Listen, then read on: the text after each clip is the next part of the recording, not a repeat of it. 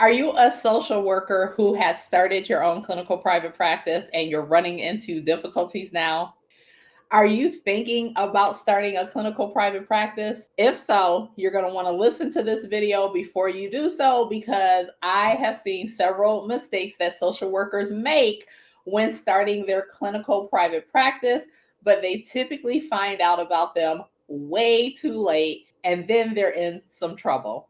I'm going to cover 5 things that you can do so you don't make the same mistakes that I see plenty of other social workers make when starting their clinical private practice, hell, or even their business. So let's get into it. Getting advice from a business coach or a mentor was probably one of the best decisions I finally made 6 years into my business. Now, prior to that, I had people who I reached out to for help that I knew, but a real business coach, someone who had gone through the path and learned the things and was really, someone I had to pay for. Like before I paid for a business coach, I was trying to get a lot of things for free, like a lot of us do, right? Because money is tight when you're starting business. But free doesn't always equal the best advice. And so there does reach a point when you have to spend some money to make some money. And one of those ways for me was getting a business coach or mentor. But I definitely see a lot of people skip this one and they try and do things on their own. And then at some point, they either hit a wall or they F up really, really bad and it gets them into some hot water. And at that point, it is not too late, but it's too late to prevent that particular mistake. And so, hiring a business coach or a mentor is definitely a great way to start your business off on the right foot. And it's so strange because I meet so many social workers who hate coaches. They're like, I hate coaches. They're operating outside their scope of practice. In some ways, yes. Definitely, I've seen some coaching, because coaching is something that you can just slap the coach, the title coach on your name and boom, shakalaka boom, you are a coach, right? I get it. But there are some people out there who offer business coaching who know what the hell they're doing, right?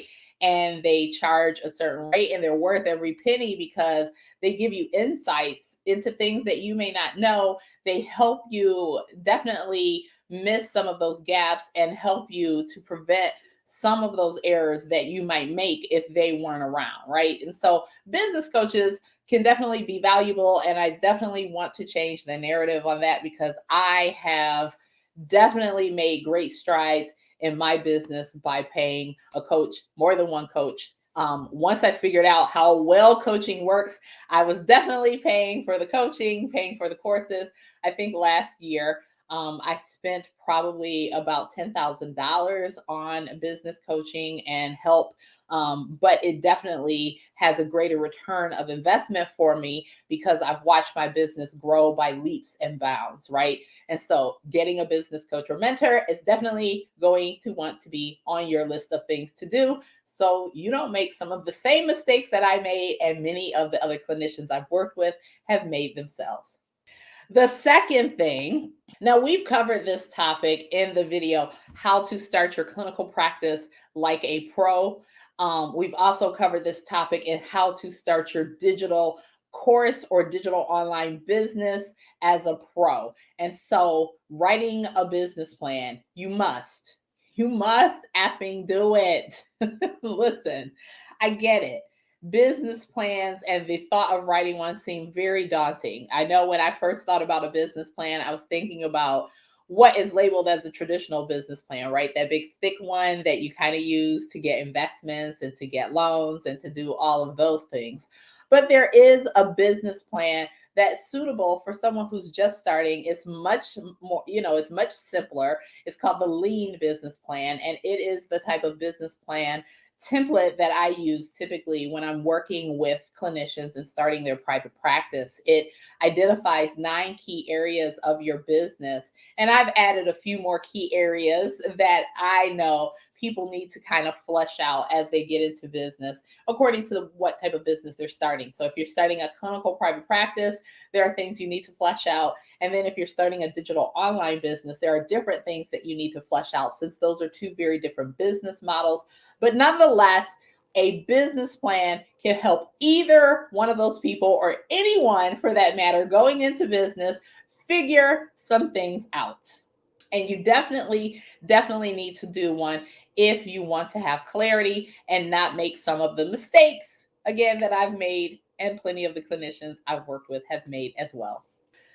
Now, this one's a little controversial because I get clinicians who's like, this is not true. Private pay is, the way to go. I don't want to deal with insurance. Insurance has too many drawbacks. There's too many rules, regulations. What I will say is, yes, I get that insurance can have some barriers, but when you're just getting started in clinical private practice, it is a great way to start generating a steady stream of revenue into your business.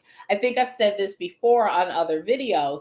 I've seen clinicians build out their private practice in 2 to 3 weeks by paneling with insurance. Like, they have a fully booked private practice after those 2 or 3 weeks because those clients kind of flood in. And being on the panel is definitely a great way to generate a steady stream of revenue at the very beginning. Now, this is something I talk to my clients that I work with who were ready to leave their job in community mental health yesterday. So if you were ready to leave yesterday, or there's a situation going on and you got to get the hell out, this is a good way to really get your practice up and running really quickly if you need to do that. Now, the caveat to that is getting credentialed doesn't always happen quickly. I know that it can range anywhere from 30 to 180 days based on a number of topics. Did they get the complete package? Was there something missing? Is it going to hold it up? Like, I've seen so many things. I've seen someone submit application for credentialing and forget to submit the contract, because at certain companies, they want the contract signed with the application. Other companies don't sign the contract till you're approved. So you have to figure out the credentialing process for the insurance company that you want to panel with. And that process looks different for every organization, every state, so many factors that make that process look different. But once you are credentialed, once you've gone through the shit show of actually getting on the panel, then you can pretty much build out your practice pretty quickly, because insurance patients are going to use their insurance benefits, right? A lot easier to do that, have them do that, than to try and get them to private pay. But again, it could be according to the area that you live in. I know clinicians who see patients who have out-of-network benefits and all of them private pay because she's African American and there's no other African American clinicians in her community, and she sees a good portion of the African American population that lives in that area. So there's situations that may not warrant it, but again, I've seen clinicians run into trouble where, like, they're eating ramen, day and night, because their clinical private practice is not filling up and they've left their job and they just are hesitant to panel with insurance, which could start to generate that steady stream of revenue they need right now until they figure out how to really hone their private or premium pay programs. Now, not networking to build relationships is a huge mistake. Networking can be tough if you don't know what you're doing, if there's not a community in your area that offers networking opportunities. But there are ways to network even if the community in your area doesn't really have these type of events or anything, right? And so what does networking offer? Well, it offers access to other clinicians or other professionals who may not offer services in your area of expertise, right? And so you can link up with these people and build relationships so that they know that they can send clients your way. So for example, in my other business, not the Social Work Entrepreneur Academy, but in Facets Health and Wellness, where I work with plus size individuals who are chronic dieters, who are seeking a new relationship with nutrition, fitness, and other self-care practices, I absolutely work with clients who are often referred, because that business is completely private pay. First of all, insurance doesn't cover the services that I offer to people. So health insurance just doesn't cover these services, right? So I identified an area that's not covered by health insurance, which we talked about in this video. I've also, identified services that are just not being offered by other people. And so I offer these services in that business. Now, I get clients from many avenues, right? So I have my email list and they will opt in for a freebie or to attend an event. And then I have them on my email list and I market to them that way, right? So those are considered very warm leads.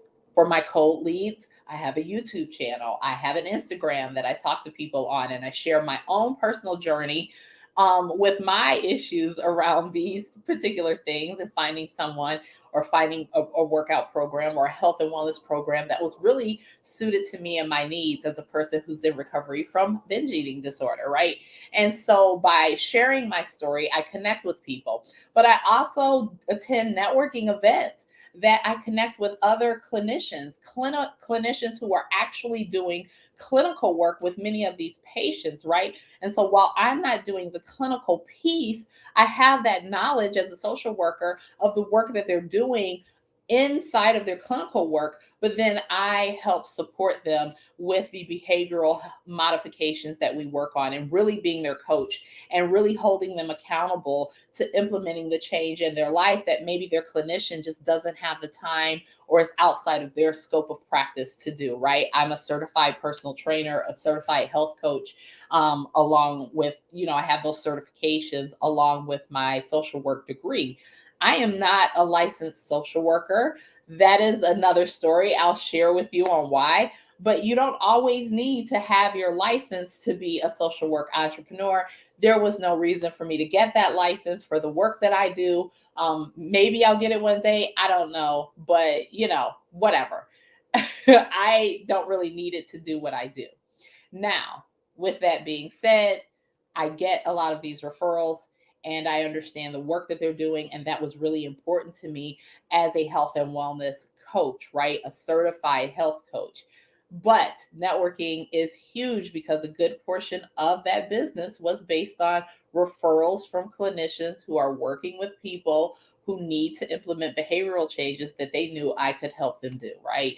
And so you want to build those relationships because that is a way to establish a good flow of referrals from various people who don't have your area of expertise. And then lastly, the wrong business structure can really F you up.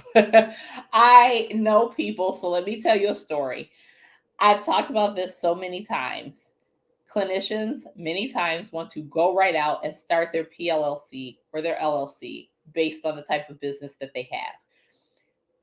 I know in New York State, just getting the PLLC costs a lot of money, right? And what if you get that and you hate the business that you're doing? Like you started one business, we'll say you start a clinical private practice and you realize you hate it. It's taking up a lot of your time, and you'd rather do a digital online business, right? So you want to transition to a digital online business. Well, guess what? You now have this LLC in place. And not only did it cost you money to get it up and running, it's going to cost you money to potentially dissolve that. And so until you really know where your sweet spot is, don't go out there getting an LLC, right?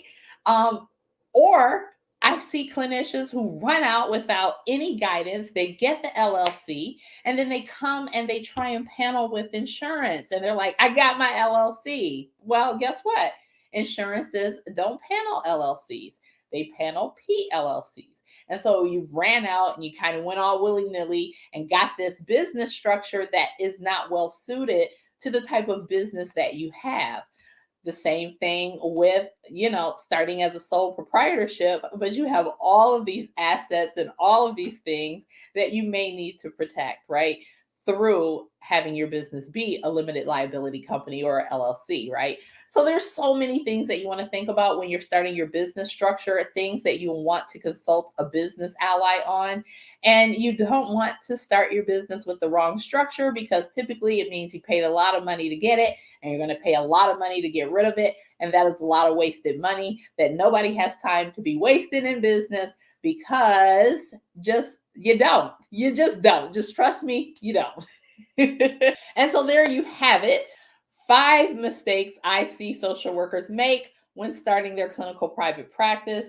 Don't make these mistakes, because they will hold you back, they will slow you down, and I don't want that for you. So, if you liked the information that I shared in today's video, go ahead and click the like button. Be sure to subscribe and click the bell so you get notifications every time I upload a new video. You can check out one of these videos that will definitely provide you more information on how to start your entrepreneurial journey as a social work entrepreneur here at the Social Work Entrepreneur Academy. This is your girl, Michelle, saying, stop waiting. The time is now. Start your private practice. Oh, and don't forget to join me for a meet and greet if you have questions. You can check out the link below. It'll take you right there to sign up for the meet and greet, and I look forward to seeing you there.